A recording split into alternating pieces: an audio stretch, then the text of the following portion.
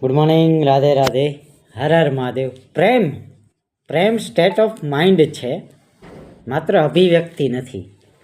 પ્રેમ અદ્ભુત છે, અલૌકિક છે, તેનો માત્ર અનુભવ થાય છે. કોઈક મિત્ર તમને મળી જાય અને એમ ફોન કરીને પૂછે કે ચાલ મિત્ર આપણે એક શાંત જગ્યાએ બેસીએ, ચાની કીટલીએ ભેગા થઈએ, તો એ પ્રેમ છે. આત્મિક બાબત છે. પ્રેમ આખી આત્મિક બાબત છે, બરાબર. અત્યારે આપણે પ્રેમ દ્વારા પોઝેશન લેવા માંગીએ છીએ. જે આપણું છે તે આપણું જ રહેવું જોઈએ એવો માલિકી ભાવ આપણામાં આવી જાય છે. વસ્તુથી માંડીને વ્યક્તિ સુધી આ ભાવ રહેલો છે. તેના કારણે જ મિત્ર, પ્રેમી, પ્રેમિકા, પત્ની, સંતાનો બધા ઉપર એક બંધન રાખવા માંગીએ છીએ.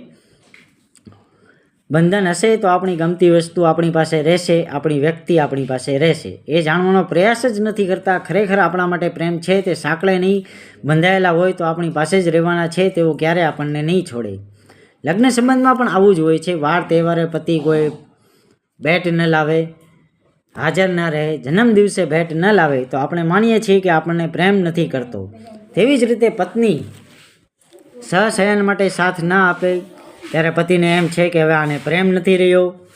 આ માત્ર આપણી મૂર્ખતા છે. આપણે શારીરિક સ્તરે અને ભૌતિક સ્તરે પ્રેમને શોધવા અને પામવા પ્રયાસ કરીએ છીએ. આપણે માત્ર પ્રેમ જ માનીએ છીએ.